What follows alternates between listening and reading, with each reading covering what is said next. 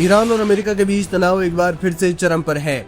Iran की Islamic revolutionary guard core ने दावा किया है कि उसने हुर्मुज़ जलडम भूमध्य के ऊपर उड़ रहे एक अमेरिकी MQ-9 रिपर ड्रोन को मार गिराया है। इसके साथ ही ईरान ने यह भी संकेत दिए हैं कि हुर्मुज़ जलडम भूमध्य को लेकर उसकी रणनीति में बदलाव हो सकता है, लेकिन फिलहाल वो इस अहम समुद्री मार्ग को पूरी तरह खोलने के पक्ष में नहीं है। इन घटनाओं ने पश्चिम एशिया में पहले से जारी तनाव को और ज्यादा बढ़ा दिया है। IRGC के आधिकारिक मीडिया प्लेटफॉर्म सिपाह न्यूज के अनुसार अमेरिकी MQ-9 रिपर ड्रोन को हुर्मुज़ जलडम भूमध्य के ऊपर तैनात ईरानी एयर डिफेंस सिस्टम ने मार गिराया।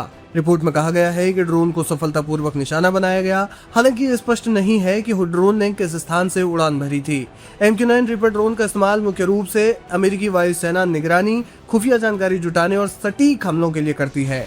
28 फरवरी से शुरू हुए अमेरिका, इजराइल और ईरान के बीच संघर्ष के बाद से तेहरान लगातार अमेरिकी सैनिक गतिविधियों को चुनौती देता रहा है। ईरानी मीडिया का दावा है कि अब तक 30 से ज्यादा MQ-9 रिपर ड्रोन गिराए गए हैं। इसी बीच ईरान के विदेश मंत्री अब्बास अरागची ने हुर्मुज़ जलडम भूमध्य को लेकर बड़ा बयान दिया है। उन्होंने कहा कि ओमान के साथ जलडम भूमध्य के प्रबंधन को लेकर बातचीत अंतिम चरण में पहुंच चुकी है। उनके मुताबिक दोनों देशों के बीच नए शिपिंग रूट को लेकर सहमति बनने की दिशा में तेजी से काम हो रहा है।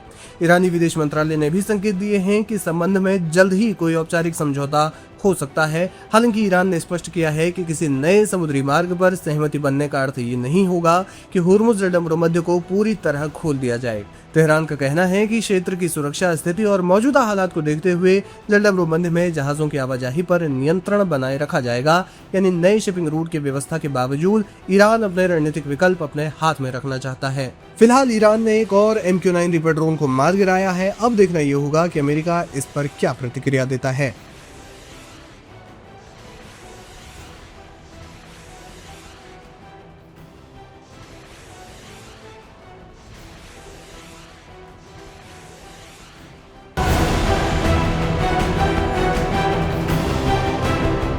यमन के ईरान हिमायती अंसारुल्लाह या हूती ने जिस तरह सऊदी के सैंक्शंस के खिलाफ सख्त एक्शन लेते हुए लाल सागर पर सऊदी के लिए कंप्लीट ब्लॉकेट लगा दिया है, उससे ये साफ हो गया है कि हूती अब सऊदी से लंबी जंग लड़ने के मूड में है। लेकिन अब सऊदी अरब ने भी दुनिया के 50 देशों को दावत दी है कि वो उसके साथ यमन के अंसारुल्लाह के खिलाफ एक गठबंधन तैयार करें। हूती का विरोध यानी ईरान का विरोध, खबर है कि कुछ देश इसके लिए तैयार हो भी गए हैं। मिस्र, जिबूती और सूडान ने सऊदी के साथ इत्तेहाद कायम कर हूतियों से लड़ने का फैसला कर लिया है, जबकि सऊदी की तरफ से अमेरिका, पाकिस्तान, मिस्र, तुर्की, जिबूती, सोमालिया, सूडान के अलावा जर्मनी, फ्रांस, इटली समेत कई यूरोपियन देशों को भी बुलावा भेजा गया है। सऊदी अरब का दावा है कि इस गठबंधन का मकसद यमन में हूतियों के हमलों से लाल सागर से गुजरने वाले कारोबारी जहाजों को बचाना है। सऊदी यमन के अंसारुल्लाह से निपटने के लिए एक प्लान और बना रहा है, और वो ये कि बाब अल मंदब से सारे जहाजों को काफिले में भेजा जाए, जिनके साथ जंगी बेड़े भी चले। यानी सऊदी के तेल टैंकर और मालवाहक जहाज अकेले नहीं भेजे जाएंगे। इतना ही नहीं, साथ चल रही वॉरशिप पर लगे एयर डिफेंस और रडार ड्रोन, साथ ही मिसाइल हमलों को पहले ही इंटरसेप्ट करके रिएक्शन देंगे। इसके अलावा सऊदी के इस अलायंस के टोही ड्रोन और गश्ती फाइटर जेट लगातार उड़ान भरेंगे ताकि हूती के लॉन्चिंग पॉइंट का पता चल सके।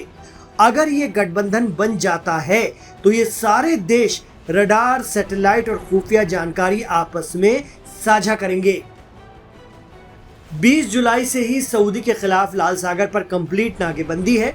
इस बीच सऊदी की तरफ से आरोप लगाया गया था कि हूती रेड सी से गुजरने वाले जहाजों से टैक्स वसूलेंगे, लेकिन यमन के हूतियों ने इस आरोप को नकारा है। उनका कहना है कि उनकी दुश्मनी सिर्फ सऊदी से है, बाकी देश अपने जहाज बाब अल मंदब से ले जा सकते हैं और वो किसी तरह का शुल्क भी नहीं ले रहे हैं।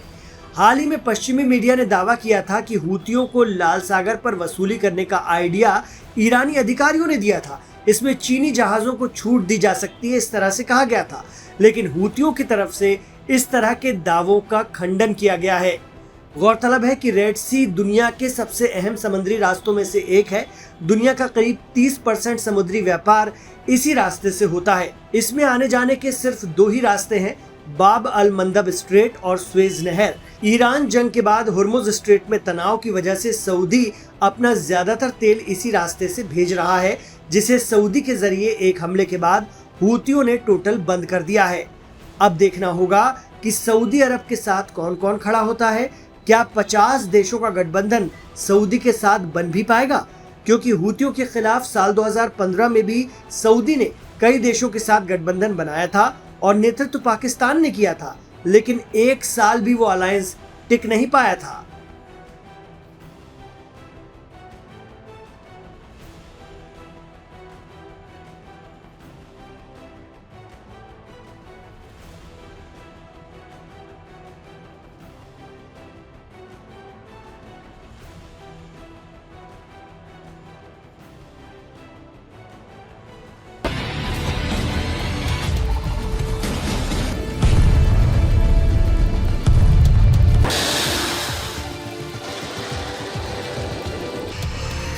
अमेरिका के राष्ट्रपति डोनाल्ड ट्रंप एक बार फिर अपने फैसले को लेकर सवालों के घेरे में हैं।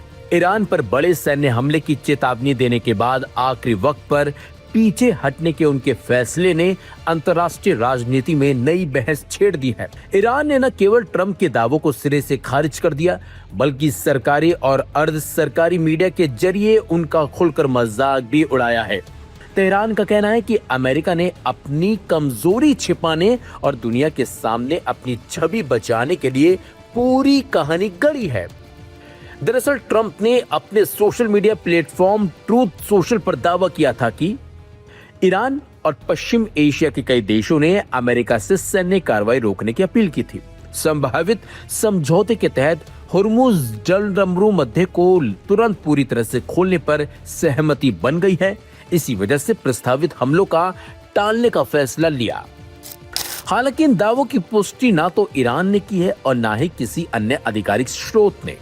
ईरान की सरकारी और अर्ध सरकारी मीडिया ने ट्रंप के बयान को पूरी तरह खारिज कर दिया। अर्ध सरकारी मीडिया जो है समाचार एजेंसी फार्स, उन्होंने तीखी टिप्पणी करते हुए लिखा कि मूर्ख ट्रंप की सारी हवा निकल गई।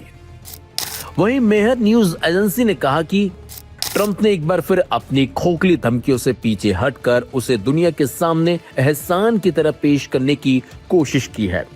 एजेंसी ने सैन्य सूत्रों के हवाले से दावा किया कि ईरानी सेना पूरी तरह सतर्क है और किसी भी संभावित हमले का जवाब देने के लिए तैयार खड़ी है।